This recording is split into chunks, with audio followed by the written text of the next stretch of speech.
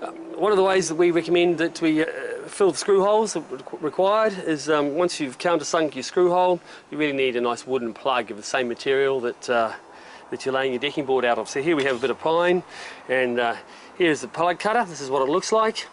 It's just a very sharp blade that's designed to actually cut the core out. Best done with a drill press. This holds the material firm and steady, and we can get a nice action just bringing the plug cutter down. I'll show you how easy it is to do. Safety first.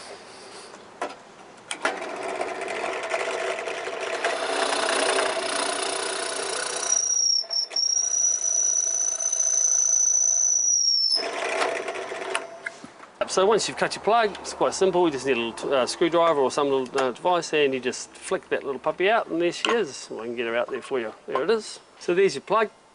It's actually tapered on the top, so it would go in that way up.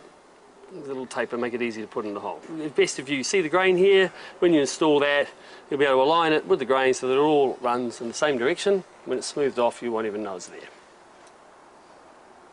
Now this is a job you could really do at any stage during the installation of your deck. You could get right to the end and finish it, and then go back and fill your holes. But yeah, we've got a little plug here, we cut that earlier. We've got a countersunk screw here, which is a stainless steel screw. We've countersunk it down here into the hole. I guess it's countersunk to around about 6mm depth, something like that. There's the plug we're going to install. A little bit of exterior PVA glue, it's always a good idea. Let's keep it in there. We don't need a lot, we just need a little button of that. Cap back on, and it's a good idea if you can identify the grain. You clearly see the grain of the timber here. We're going to identify the grain in the top of the plug, and we just line it up. Now, it's not going to be the exact right colour, but when it dries out in a couple of months from now, believe me, you will not notice. So she's quite a tight fit. It's quite wet timber, so we just plug it in there, and with my little mallet here I'm just going to tap that down. Yeah, so it's a nice snug fit.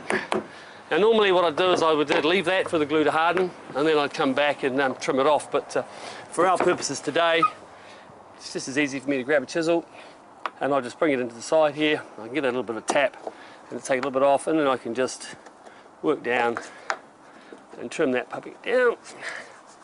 And when that dries out, that'll disappear quite nicely. If you're going to get really fussy, you could of course use a little bit of sandpaper to rub it in, but I'll do another one for you. So it's a little bit of glue, not a lot, just a little button of glue, lining up the grain.